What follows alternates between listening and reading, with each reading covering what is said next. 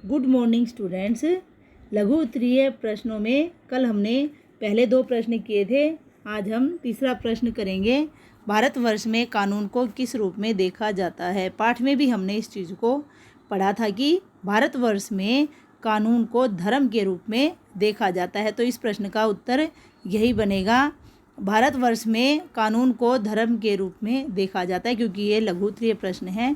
तो सभी प्रश्नों का उत्तर बड़ा हो ये ज़रूरी नहीं है। अब चौथा प्रश्न देखिए आप। चौथा प्रश्न है, बस खराब हो जाने पर कंडक्टर साइकिल लेकर क्यों चलता बना। जब हमने लेखक के द्वारा इस प्रसंग को पढ़ा था तो सबसे पहले हमें यही पता लगा था कि जैसे ही बस खराब होती है जो कंडक्टर है वो साइकिल लेकर चलता बनता है। तो यहाँ पर फिर पूरा प्रसंग पढ़ने के बाद हमें पता लगता है कि कंडक्टर वो क्यों चलता बना था। तो प्रश्न का उत्तर बनेगा, बस खराब हो जाने पर कंडक्टर साइकिल लेकर नई बस लाने के लिए चलता बना। तो इस प्रकार इस प्रश्न का उत्तर हो जाता है, कंडक्टर नई बस लाने के लिए चला गया था। अब देखिए अगला प्रश्न।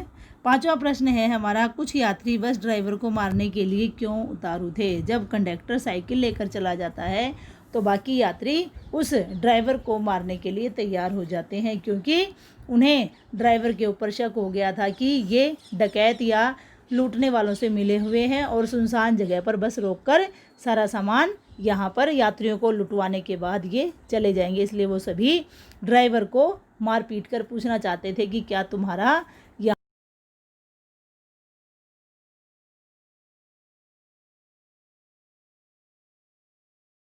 जानेंगे। अब कुछ यात्री बस ड्राइवर को मारने के लिए उतारू इसलिए थे क्योंकि उनको कंडक्टर के जाने से यह संदेह या शक हो गया था कि ये लोग लूटने वालों से मिले हुए हैं और इसलिए ही बस को सुनसान जगह पर रोककर खराब होने का बहाना बना रहे हैं, ताकि उस बस में जो यात्री हैं या उनका जो सामान है उसको लूट लिया जाए।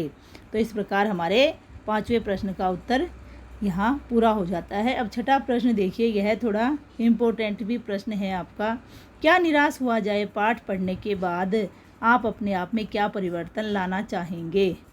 यह पाठ हमने पढ़ा है और जाना है कि इसमें लेखक हमें यह बताना चाहता है कि मानवता और इंसानियत आज भी जीवित है और जो हमारे संस्कार हैं वो भी क्या है, जीवित है, लेकिन उनको दबा दिया गया है और उन्हें ऊपर उठाने की आवश्यकता है। तो इस पाठ को पढ़ने के बाद हम अपने अंदर परिवर्तन लाना चाहेंगे कि हम एक तो निराशा को छोड़ दें और आशावादी बने। दूसरा, हम ईमानदार बने, परोपकारी बने और मानवता को बनाए रखने के लिए या इंसानियत को जिंदा रखने के लिए अपने को अच्छा आदमी बनाने का प्रयास करें। अब प्रश्न के अनुसार उत्तर की भाषा देखिए।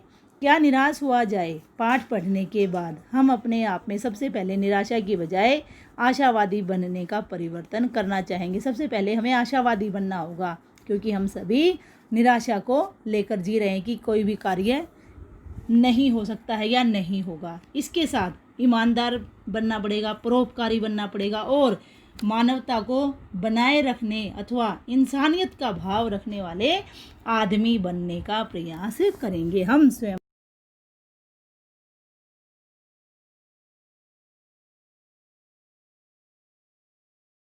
तो वह आप अपनी सार्थक शब्दों का प्रयोग करते हुए लिख सकते हैं।